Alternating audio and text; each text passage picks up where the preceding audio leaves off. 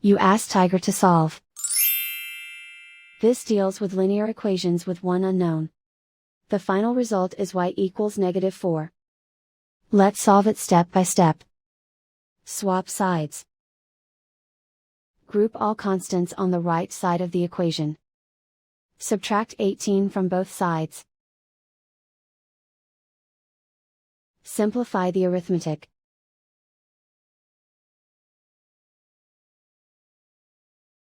Isolate the y. Divide both sides by 3. Simplify the fraction. Find the greatest common factor of the numerator and denominator.